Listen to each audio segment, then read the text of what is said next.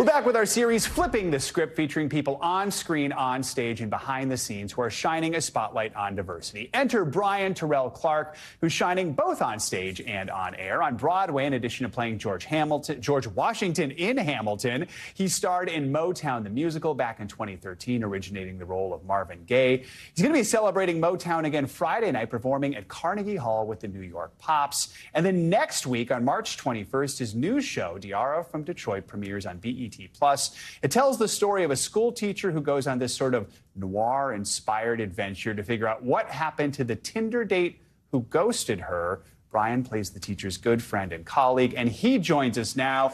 Congrats on everything. This is a busy couple weeks for you here. I feel like I'm literally in a rocket ship. Which is a good thing when this is like what you want, right? Yeah, I've been in this for a long, long time. And we're a long way from Yale School of Drama. So the fact that things are happening right now were planned. You know what I mean? I'm living inside of prayers and dreams manifested, man. So I'm having a good time. I want to talk about Diarra From Detroit. I mean, just the trailer, it seems so cool because it's like comedy, but it is this sort of mystery that's centered around it. You play Mr. T, T-E-A. T-E-A. Not Mr. T from the A-Team, a queer man, and you've said this character is a gift. Why is gift? I feel like, you know, as a queer black man in this industry, I feel like when I look for who I am in the industry, when I look at the marketplace, I don't often see guys like me. I think we see it in my counterparts. We have a Matt Bomer and we have a Neil Patrick Harris. But when it comes to queer representation on television, I think we're slowly getting into the space where we're seeing men of color that aren't kind of marginalized. We see tons of kind of like, you know, guys in dresses. And I love Billy. Shout out to Billy, who's been breaking down doors. Shout out to Coleman Domingo, who is breaking down doors. But to be honest, they're new to the Hollywood scene.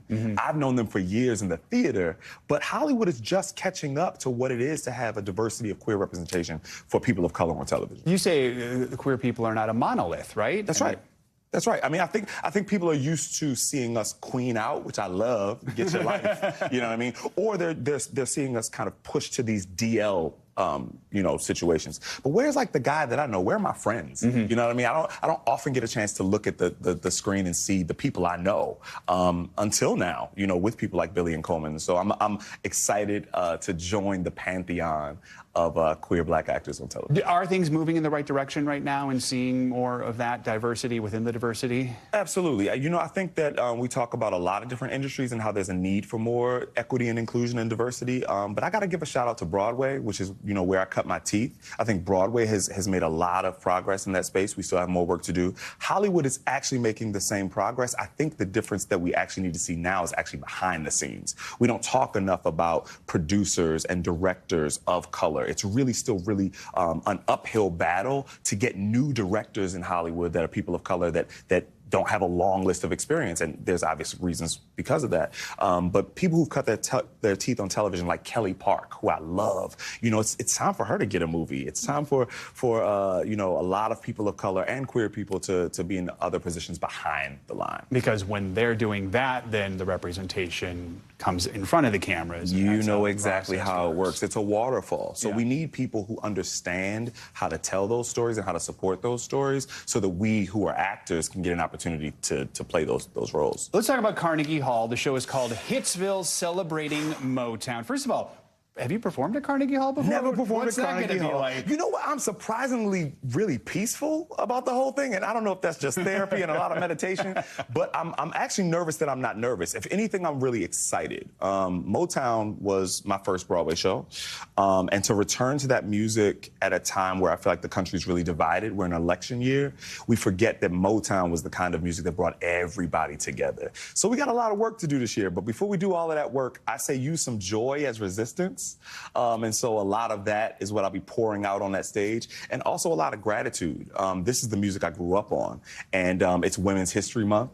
And so I'm dedicating this performance to all of the women who are in my life, who support me, and the women who have passed on, a lot of my ancestors. So, yeah, shout out to women. They have a Kids in the Balcony program, which means there's going to be a lot of kids who have the opportunity to go there and see the show for free. Really? Yeah. I mean, for you, what does that mean, knowing young artists you can inspire them at such a young age? You trying to make me cry on this morning show.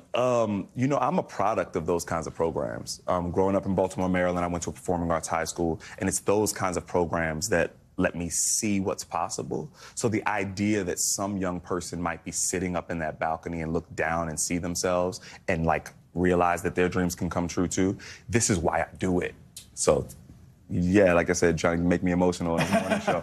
But shout out to the kids in the balcony. We have like 20 seconds left here, but what's just next for you? What's the biggest thing you kind of want to tackle next? Carnegie Hall, Diarra From Detroit, and I'm finally working on my album. Okay. I've written for a lot of artists, and a lot of my music is out there in my pen. But you know, later on in the late spring, top of summer, I'll be dropping some music. So I'm excited about the journey. That's very good, because now people can hear it. Well, they've heard your voice for years, Yeah. but now they can hear what you've written. Exactly. Sharing it with everyone. Exactly. All right, Bryan Terrell Clark, thank you so much for joining us. Thanks It's a so much pleasure for having you having on me. this morning. Thanks for watching. Stay updated about breaking news and top stories on the NBC News app or follow us on social media.